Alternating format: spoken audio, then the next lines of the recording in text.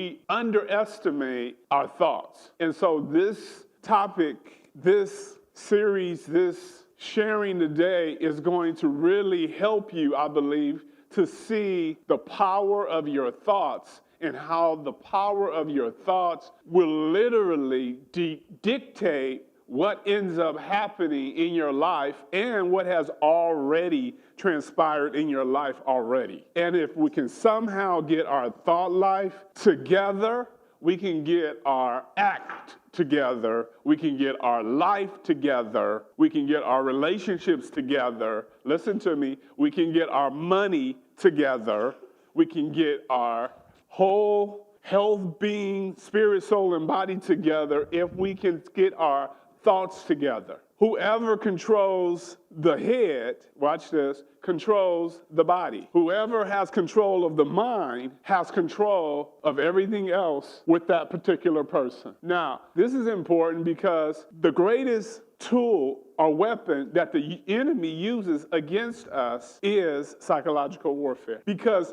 we don't understand, but he understands that if I can have control of the mind, then I can get the people who I have control of their mind to behave the way that I want them to behave. If I have control of how you think, I have control of how you're going to behave. Think about that. And so his goal is, because he can't, we've established this before and I want to reiterate it, he can't do anything, the enemy can't do anything on the earth unless he does his work through someone who is on the earth. Just like God can't accomplish his purpose on the earth unless he does it through the man that he put on the earth. Now, someone may say, well, wait a minute, Pastor Ben, that means we're limiting God. No, God is not limited in regards to what he can do, but he is limited in regards to what he said he will do, because God is not a liar and God doesn't change his mind. And for God to be who he is,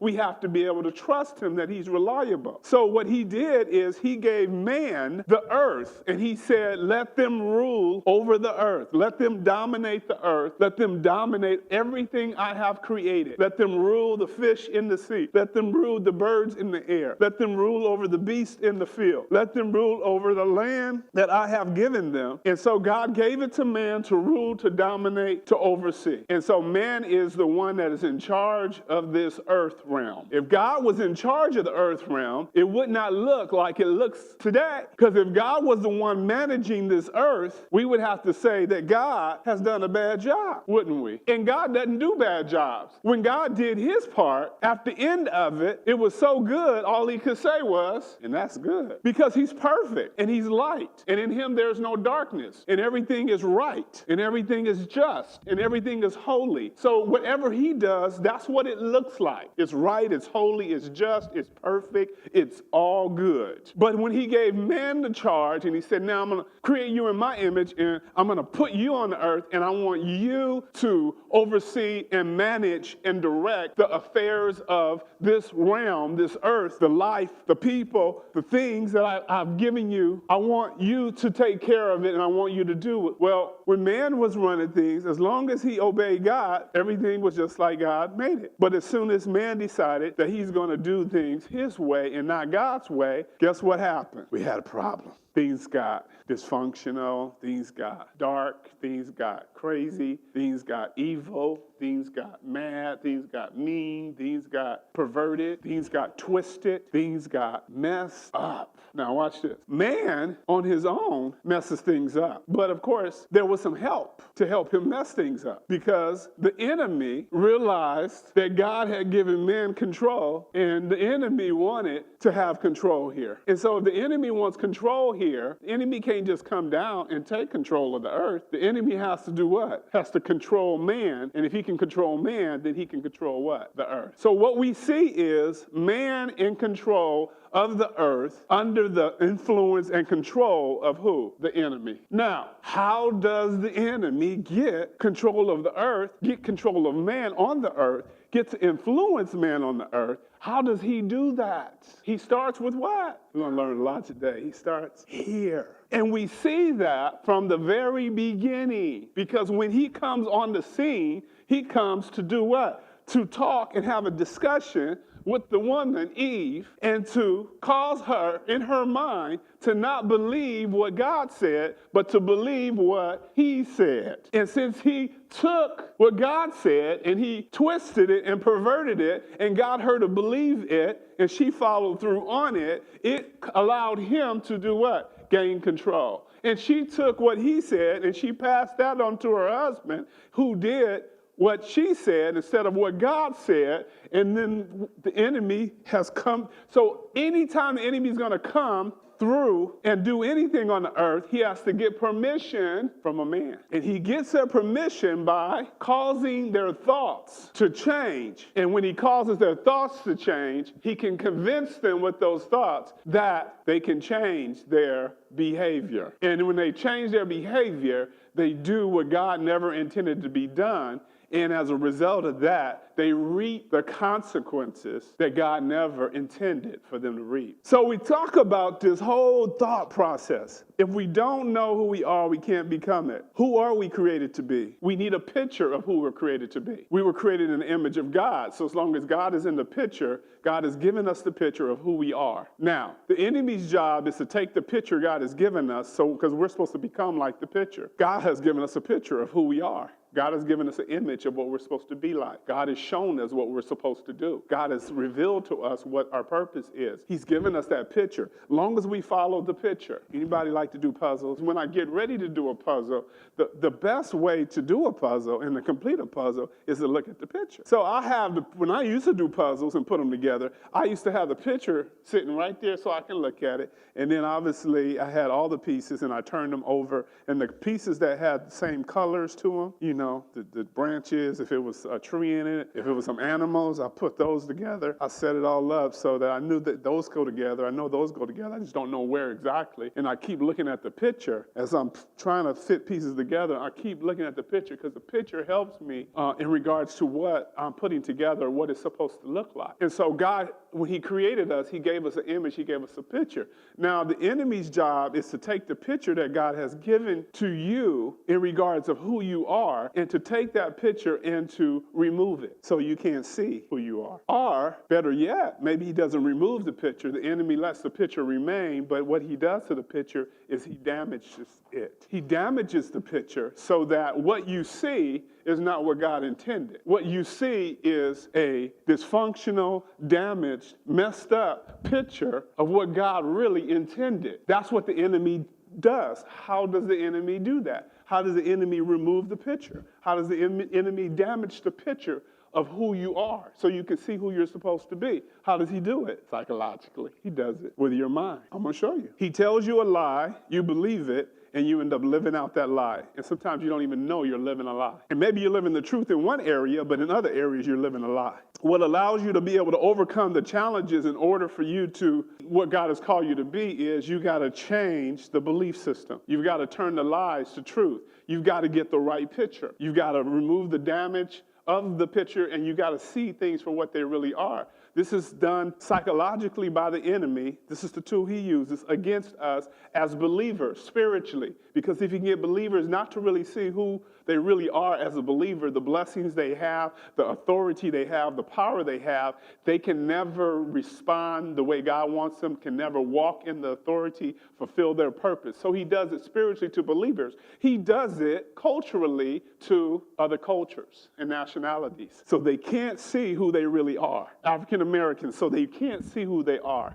He damages the picture or he removes the picture. So you never see the nationality that he's made you, what the significance of that is, what you have to offer, the value that you are, your position and your call. Every single nation he created on the earth has a specific call to do something. And everybody in the earth benefits from that nationality. Specifically African American, because we don't know who we are, we don't know who God created us, because the enemy has psychologically done everything he could in our minds to remove who we really are, what we're really like, what we're supposed to look like, and our purpose to the rest of the world. It is is so important. This is not about us knowing who we are so we can just live and be all he called us to be. Look, when we don't know who we are, guess who suffers? Not just the African American community, the whole world suffers because we don't know who we are. And the people that the enemy has used to do the psychological warfare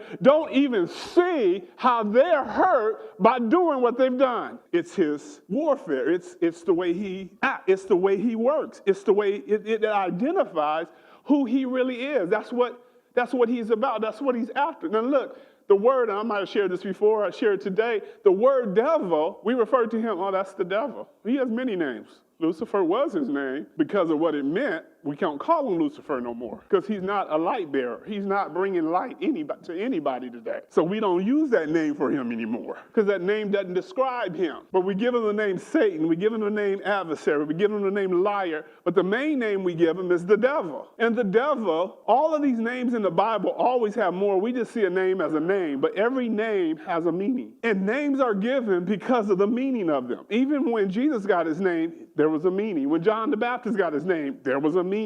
God doesn't give you a name without giving you the meaning of the name because it's the meaning and the intended purpose that is he's concerned about more than just giving you a title. And so, but the devil has a title by the name of devil.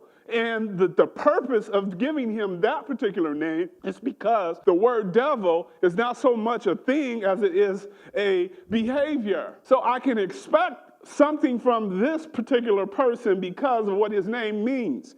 And the word devil, or the name devil, signifies how he works. Devil is just not a name, he's the devil. That was a nice name. They named him devil. Look at that.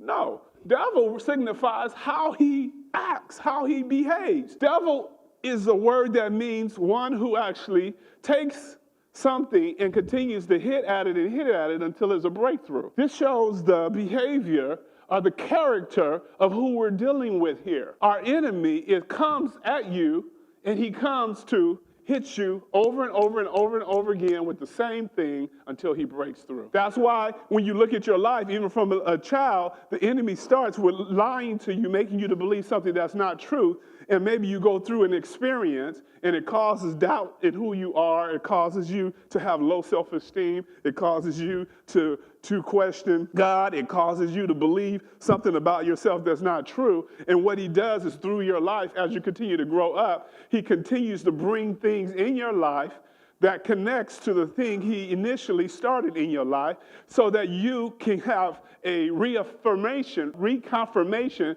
that this thing that keeps happening to you is actually true. So that you will always believe, because if he can get you to believe that this thing is true about you, that this thing will always be like this, that this thing will always happen to you, you see, what is he working at? He's working on your mind. He's working on your psychological system. Because if he knows that if he can get this embedded and keep that embedded to you, then he doesn't have to worry about attacking you from the outside. You'll kill yourself. You'll kill your life from the inside because of your thinking. He always works inside out. He doesn't work outside in. He works inside out because that's the most effective. I've told you guys this story before. Growing up with a young guy named Reggie and growing up with a guy named Jeff. Both guys were in the wheelchair at a very young age. Reggie was shot accidentally by his dad in a confrontation with a neighborhood in Richmond. And him getting shot left him paralyzed from the waist down. So here he was in a wheelchair growing up, but he wasn't ever sad, he was never upset, he was never mad. He was the happiest young man I ever knew in a wheelchair. You would see him, I knew him from church, so he'd roll in church, he'd sing in the choir, roll his chair all the way up in the front, singing with the choir. He was big grin, big smile, always happy, wouldn't let you do anything for him. He wouldn't let you make him feel like he was handicapped or special because he couldn't walk like everybody else. He was very, very self-sufficient, and he was very happy, just lit up the room. And he was just amazing. And if you asked him what he wanted to do, he would say, I'm going to be an actor. You know, some people would be like, how you going to act in this wheelchair? You can't walk. How you going to act? They didn't say nothing. They just made looks. But he said, oh, yeah, I'm going to act. I'm going to be in the movies. I'm going to be whatever like that. And we were thinking, okay. The next thing I saw, Reggie, because I lived in L.A., he was a part of the church we were associated with in Northern California. And then he had moved down to L.A. And I'm like, how'd you move down to L.A.? He's like, well, If I'm going to be in the movies, I need to be close to Hollywood. So he moved down to L.A. And then I saw him. He drove up my house to L.A. He drove up. We lived on a hill. So the steep hill, he drove up in his car. And at first, I'm a little kid. I'm young then. And I'm looking out and I'm like, how he drive? His legs don't work. He had a special car made so he could drive, brake with his hands and everything. He was explaining that to me.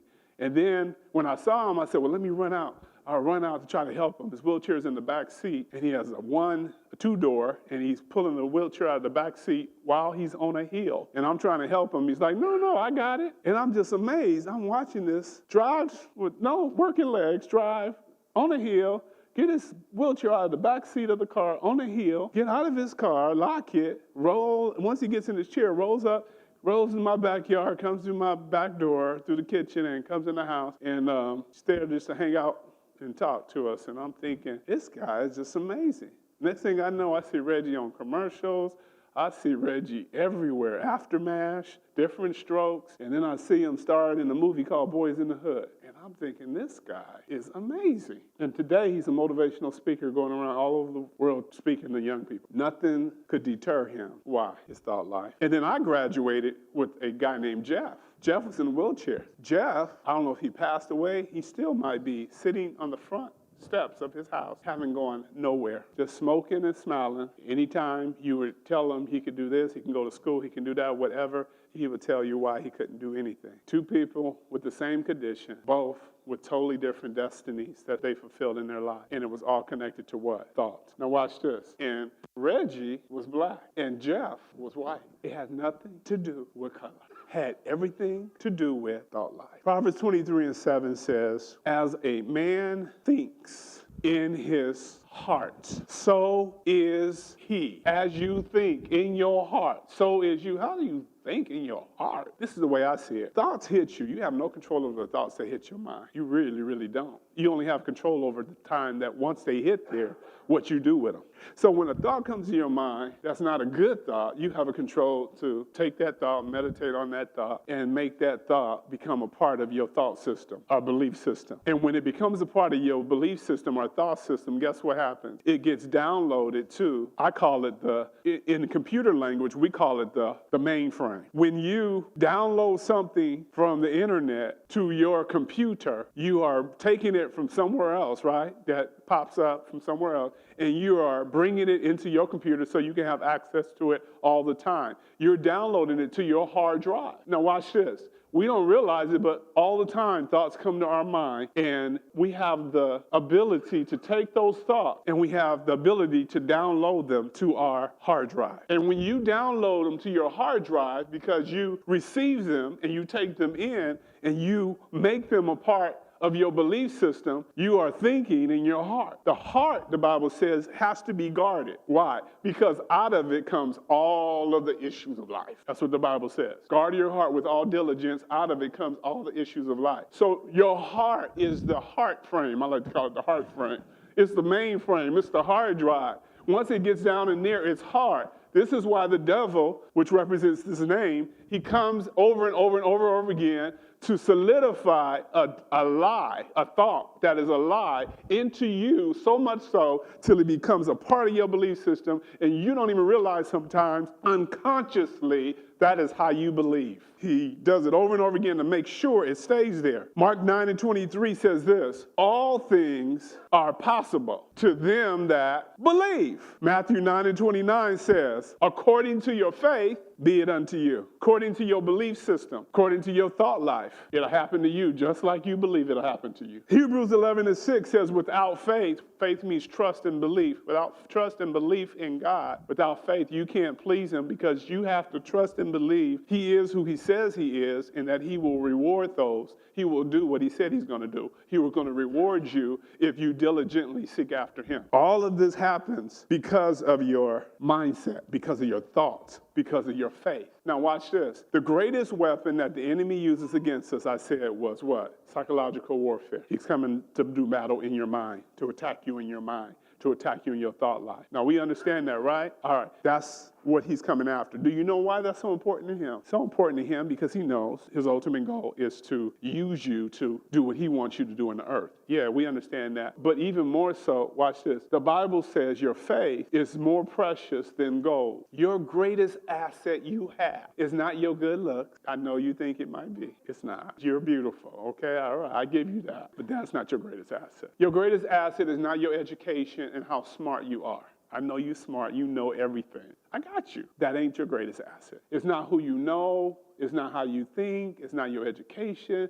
It's not your ability. It's not how good you look. It's not what you can do. It's not your gift, how anointed you are, how powerful you are, how gifted you are, how administratively great you are, how well you create, how well you do stuff, woodwork, how well you do whatever you do. That's all fine and dandy. That is not your greatest asset. Your greatest asset to God is your faith, your belief system. The enemy is not after your looks. He's not after your material possessions. He's not after your wealth. He's not after your time. He's not after any. You know what he's after? He does stuff to attack all of those things because he's after one thing. What is he after? Your belief system, your faith. That's why Jesus said to Peter, he said, I pray for you that your faith doesn't fail you. The greatest thing you have is your faith. Look, if I have my faith and I have a belief and I have a strong belief and confidence in God and a belief in who he's created me to be and a belief in everything that I have and everything that I can do, even if I lost everything, I have enough faith to get it all back. If I don't have faith, and I lose everything, it's gone, or whatever little thing I got. I mean, there's nothing more valuable than your faith. That's what the enemy's after. He's after your faith. He's after your belief. He's after your belief system. He's after your mind. Now watch this. This is not in my notes. We know that's what he's after because look, when I was growing up, mental illness was a rare thing. Today, it is off the hook because the enemy is after people's mind like never before. He's after your mind. Guard your mind, y'all. Guard your mind. The enemy is after. He's trying to break you down, trying to make you have a nervous breakdown, trying to make you psychologically ineffective. You can't even think. You can't function. People, I'm telling you, I know this is the Spirit of God. Some of you guys get caught up in these jobs stressing you out, trying to make you have a break. People are breaking down every single day because of the stress of work, because of the stress of family, because of the stress of life, because of the stress of money. It ain't worth it. Guard your mind. Because if you lose your mind, what can you do? How effective can you be? How can you live? How can you even appreciate the things that God has given you, your family or whatever? You better guard your heart. You better guard your mind because the enemy's after it. And if he can just get you in your thoughts to a place where you give up. Now watch this. You don't even have to have a nervous breakdown. You don't even have to have a mental condition where you can't think or whatever. Just he says, okay, well, I may not get them to that point. I need to get them to the point where they just give up. And there's a bunch of people that are already there mentally. They're tired. They'll tell you, I'm tired. What does that mean when you say I'm tired? I don't want to try no more. I don't want to give effort no more. I don't want to care anymore. I don't want to do nothing anymore. And now I move from the place of living to fulfill my purpose to a place of survival. I just want to survive.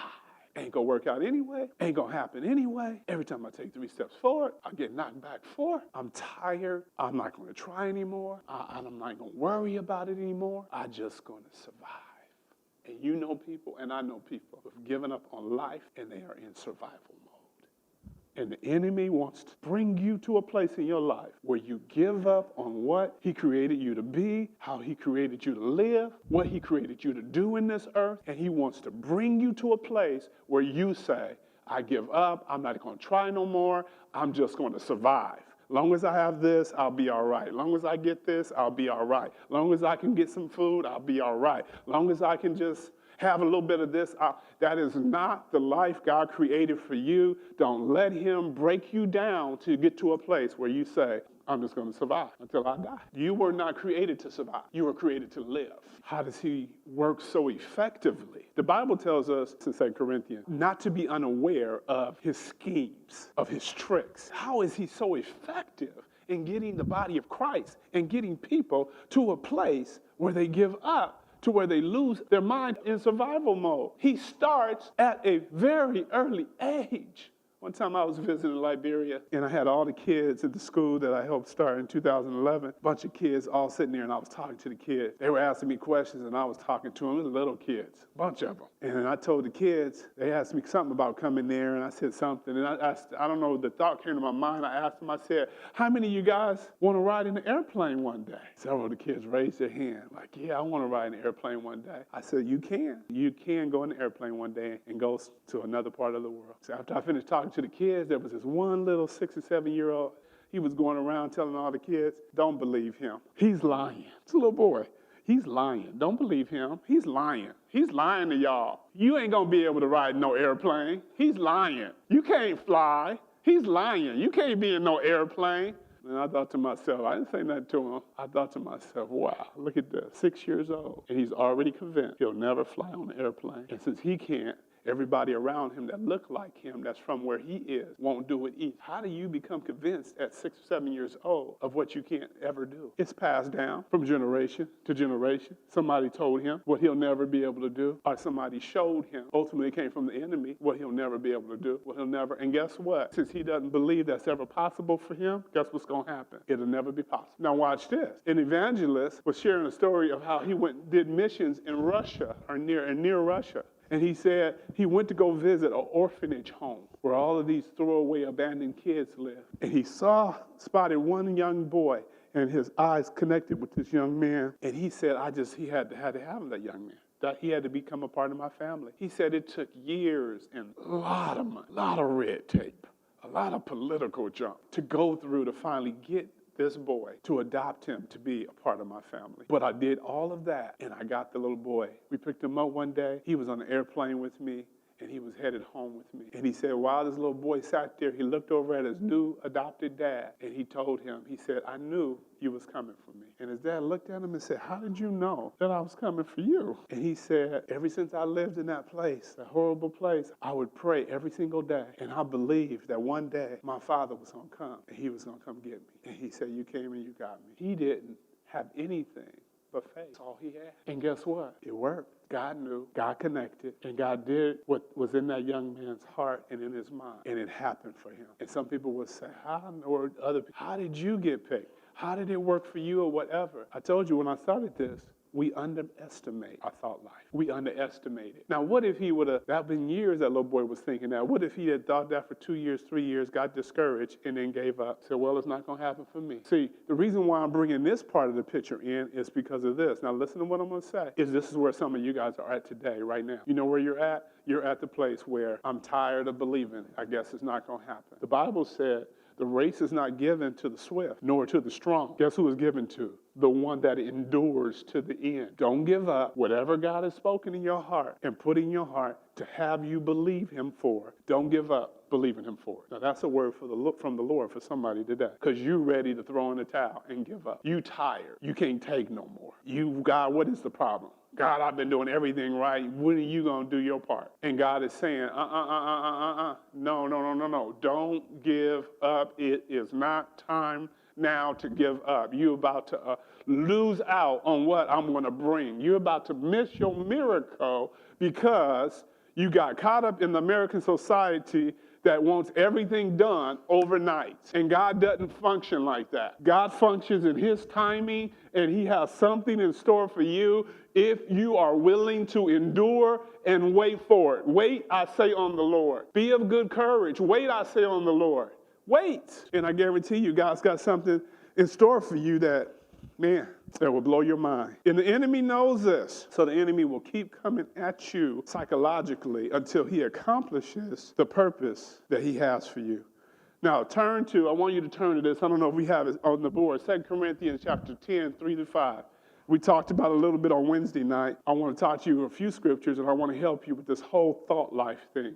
2 Corinthians chapter 10, verse number 3-5. If you don't have your Bible or anything, please write this down. This is a critical scripture for you if you're serious about your thought life. Understanding how your thought life ultimately is going to get you where you need to go. 2 Corinthians chapter 10, verse 3-5. Now, for though we walk or live, we all live in the flesh, in our bodies. We walk in our flesh. Watch this. We are not carrying on our warfare according to the flesh. We don't fight with our flesh. This is not where the fight is. Where is the fight? We're going to talk about where the fight is. The fight is not with the flesh.